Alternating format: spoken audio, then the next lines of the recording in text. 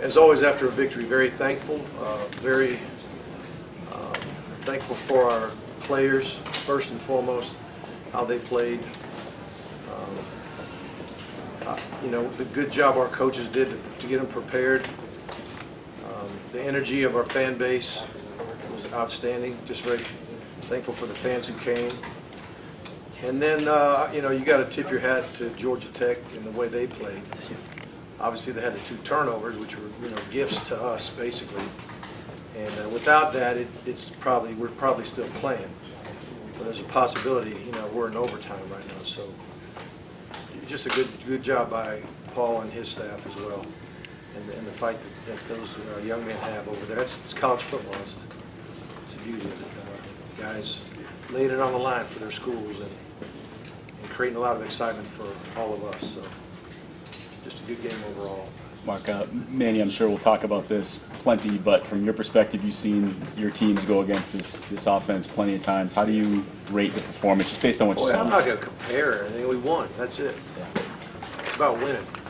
And you know, stats. You know, I've got stats here, but I really, this is not a stat game. It really, not that any of them really are, but some are more interesting to look at. This one here, it doesn't matter to me because the game it's a different kind of game. It's a game of just being on top at the end. No matter how you have to score, no matter how you got to get a stop, no matter how many yards you give up or how many yards you get, it just doesn't matter. It really doesn't matter in this one. It's just all about, did you win or did you not? And we got the victory, first one in conference play. Again, very, very thankful for what the guys did today. Mark, I know you downplayed it all week, and you obviously coached a lot of games in the stadium here, but did it feel different? Did it feel special at all? It was special being with this new group of young men that we've worked so hard with. You know, when you first get to a new school, like, you know, I got there early on and I'm watching tape of what they did last year. Well, I don't know the guys. I don't know their names. I don't know their faces. I don't know their stories. I don't know anything. I'm just watching tape, and it's kind of I don't know. It's not very emotional, I guess, so to speak. But then you get to know their names, you get to know their faces, you get to see them work, you get to see them strive to try to do what we're asking them to do, and then all of a sudden it just comes to life a little bit different.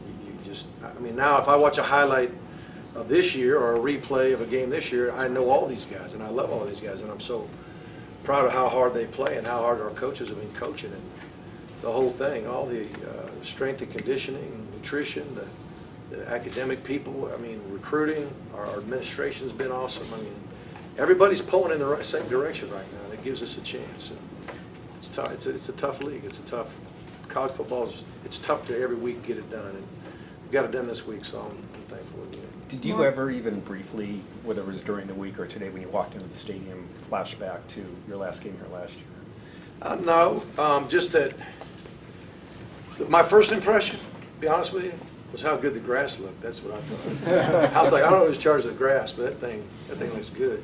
And what a beautiful day it was.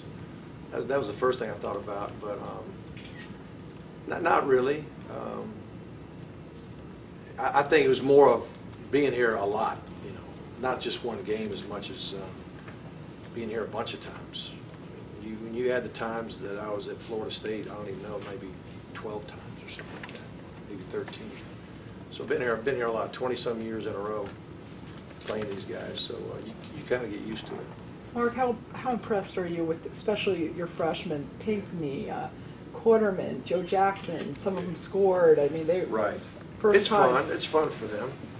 You know, they're probably having more success than they should have right now. And they're probably not really good at handling. I heard an interview they had the other day talking about how great they were. And he was trying to convince me. He was bragging about the team and not him, but I wasn't quite convinced of it. But you know, like I've said before, they don't know that they don't know what's about to happen to them somewhere along the way. And, you know, they're gonna get punched really good one time, and we'll see how they react. How big were those 2 defensive touchdowns for their confidence going against these guys? Well, I don't know about the confidence, but just for the final score. I mean, let's face it. Without those, who knows what would be happening right now? And but again, when you play this offense, and you saw how they were controlling the ball and how they ate up every second in between plays. And we had really, I guess we had 3 series and kind of an end of the halftime kind of deal. One very much. We scored twice in the first half, and then the other one obviously we didn't. But it's so true that you better maximize your opportunities when you can, or you better get a turnover, or you better find a way to score on special teams. And it just turned out that it was on defense. Mark, you talked about just the ability of, a different back to get it done when you need to, and you were able to use the 3 of them each in their own way today. What did you think of that group?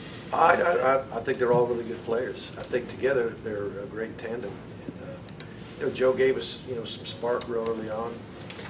Did a beautiful job of coming off the bench and taking full advantage of his reps. And, but I think they're all good players. I think they all can pass pro. I think they all can run well. I think they secure the ball well. And they're pretty good route runners and ball catchers. So, they're really not situational backs at all. They're guys that we think we could put them in and call anything that we want. Mark, what do you think Mr. Richt, the how fifth did you time? guys prepare against the triple offense? Say it again. How did you guys prepare against the triple offense? How do we prepare? today? Well, we just lined them up the way we saw it on film and got our scout team to do the best they could. There we go. Mark, what do you think of the impact of your final touchdown that you guys get? They're scoring, but you guys Oh, push yeah, I mean, to get that score was big. Make it a 2-score game again. Give us a little bit of breathing room, but they kept banging away at us. And, the only thing I don't like about what I did was at the end of the game when I threw that ball on 3rd down, just really should have 8 more clock, maybe chewed up one more timeout. It was going to chew up 40 seconds or a timeout, one of the two. 3rd and long, just not a good call. But not to say the rest of the game I called beautifully, but that one in particular, I was dreading. 4 penalties today. That was a big thing you wanted to cut down, obviously, from last year. Do you see? Yeah. Well, I mean, it's good not to have the penalties, but the 2 that we had back to back could have really killed us. I mean, we're sitting there 2 scores and already in decent field goal range, and have a possibility of kicking a field goal or scoring another touchdown. Then I think all the air would have come out of it, or all the drama would have come out of it. But 30 yards worth of penalties on one play, and one play and then after the play. I mean, I got to see what happened, but it's inexcusable. But 4, when you look at the line of only 4, and I mean, that's a good thing. 40 minutes. 40 minutes to 20 minutes. Sorry, is that what you expected? Anybody who's looking at time of possession, it's always going to be that way. It's always going to be that way. I say always, it's almost always going to be that way, because they, as you saw, they're going to eat up every single second in between snaps. So, if we're snapping it every 20, they're going to snap it every 40. And, the goal is to get the stops. The goal is to move the ball and score points. And, we still believe that using a little bit of tempo, I mean, the drives that we use our tempo were the drives that really were the best ones we had.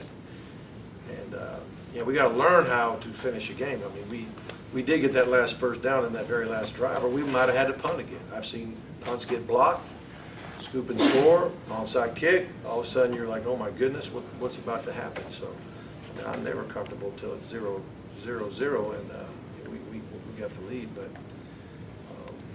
yeah, it's hard to do anything. I mean, the only way you can help time of possession is get more 3 and outs, and then offensively, we could change what we do and let more clock go in between, which we did at the very end. But they're always going to win. They're always going to win that battle. I say that. I think they only had 29 something going into the game, which was rare for them. Mark, All right, what's been your biggest challenge since taking over a new program? I think just getting everything started up in totality, every single area of your program. There's so many things that have to be, kind of working for you and going in the right direction. Everybody has to understand what we want in all these areas that I mentioned earlier. It just takes a lot of energy, a lot of time. It takes a lot of focus. And then when you add, that I'm now doing a lot more game planning, I'm calling the plays, I'm working with the QBs, I'm doing all that as well. I mean, it can wear you out, but it's a good tired for me right now. I'm tired, but it's a good tired. A quick follow-up, was there ever any point during this process where you thought, maybe I shouldn't have come back, maybe I should have No, there? that's funny you asked that, but when I went to Georgia, you know, first time being head coach and all the responsibility of that and the weight of that job and not ever feeling it before, not knowing what it felt like. There's many times that I had, you know, my face in the carpet praying and crying and all that. But the second time around, kind of knowing what you're in for, we knew, Catherine and I knew what it was going to take and the energy and all. And, you know, we looked at each other and said, we're either all in or we're all out of this coaching thing for now. And when we decided to be at Miami, we decided we're all in. And I appreciate all the support I've been getting. Mark, go- you've you been go- a part of Florida this State? week Yeah, as a Florida State. player, and you're gonna have Florida State Right. now as a Miami coach. What are you expecting this to be like? You know, I don't know. I know our fans will be riled up, ready to go. That's going to be nice. Thank you.